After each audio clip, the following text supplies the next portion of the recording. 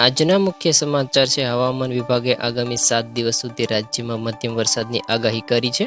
આગામી 48 કલાક માટે ખાસ કરીને ઉત્તર ગુજરાતના ભાગોમાં ભારે વરસાદ સાથે યલો એલર્ટ જાહેર કરી આપવામાં આવ્યું છે.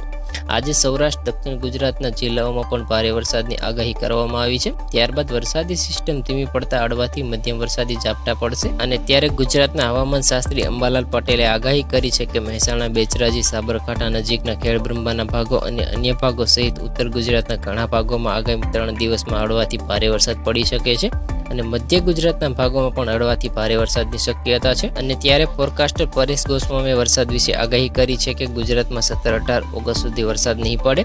કેટલાક ભાગોમાં 17 થી 21 ઓગસ્ટ દરમિયાન મધ્યમથી મધ્યમ વરસાદ પડશે અને 1 થી 3 ઇંચ વરસાદની શક્યતા છે. તેમણે આખા ઓગસ્ટ મહિનામાં ગુજરાતમાં ખૂબ સારા વરસાદની આગાહી પણ કરી છે અને ઓગસ્ટ મહિનો વરસાદથી ભરેલો રહેશે કારણ કે હાલમાં બંગાળની ખાડીમાં ભારે ઉથલપાથલ ચાલી રહી છે. બંગાળની ખાડીમાં લો પ્રેશર સર્જાશે. ખાસ કરીને તેની અસર 22મી થી 30મી એટલે કે ઓગસ્ટના છેલ્લા સપ્તાહમાં વધુ જોવા મળશે અને ગુજરાત પર ચક્રવાતી સિસ્ટમ સક્રિય થઈ છે, જેના કારણે રાજ્યના કેટલાક ભાગોમાં આગામી 48 કલાકમાં રાજ્યના વિવિધ ભાગોમાં ભારે વરસાદની સાથે રેડ અને યલો એલર્ટ જાહેર કરી દેવામાં આવ્યું છે.